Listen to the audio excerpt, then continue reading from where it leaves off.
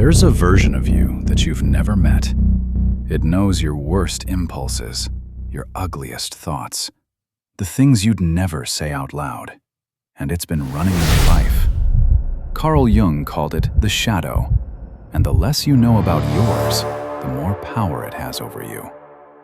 Your shadow is everything you've been taught to suppress, the anger your parents punished, the ambition your friends called selfish, the sexuality your culture called shameful, the darkness your ego refuses to admit exists. You didn't destroy those parts of yourself, you buried them alive. And buried things don't stay buried. They fester. They grow roots. They show up in ways you don't recognize because they're wearing a disguise. Ever met someone who instantly disgusted you? Someone who made your skin crawl for no logical reason? That's your shadow talking. Jung discovered something brutal. The traits we despise most in others are the traits we've buried deepest in ourselves. The coworker whose arrogance infuriates you, you're seeing your own suppressed ambition reflected back. The person whose neediness repels you, that's your own denied vulnerability staring you in the face. This is projection. Your shadow uses other people as a mirror, showing you exactly what you refuse to see in yourself. You set the goal. You made the plan. Then, at the last moment, you blew it up. Sent the wrong text, picked the fight, missed the deadline you'd had for weeks. And you told yourself, I don't know what happened. You do. Your shadow happened. The shadow doesn't want you to succeed because success means visibility, and visibility means the buried parts might be exposed. So it sabotages you.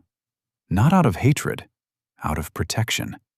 It's keeping you small because small is safe. Your worst enemy isn't laziness. It's the part of you that's terrified of being fully seen. Jung said we all wear a persona, the polished version we show the world, the good friend, the hard worker, the easygoing one. But the persona is a deal you made with society, and the shadow is the price you paid. The more perfect your mask, the darker your shadow grows. The nicest people often carry the most rage. The most controlled people often have the most chaotic inner worlds. The person who never gets angry isn't enlightened. They're a pressure cooker with the valve welded shut. Something always gives, and it's never pretty when it does. So how do you fix this? You don't kill the shadow. You can't. It is you. You integrate it. Jung's answer was radical. Stop running from the darkness. Turn around. Look at it. Name it. The moment you acknowledge, I have rage, rage stops controlling you from the basement. The moment you admit, I want power, power stops leaking out as passive aggression. This is why therapy works. Not because a therapist fixes you, but because speaking the unspeakable strips it of its power. What you can name, you can negotiate with. What stays hidden runs the show. The shadow doesn't want to destroy you. It wants to be seen. Here's what nobody tells you about shadow work. The shadow isn't just darkness.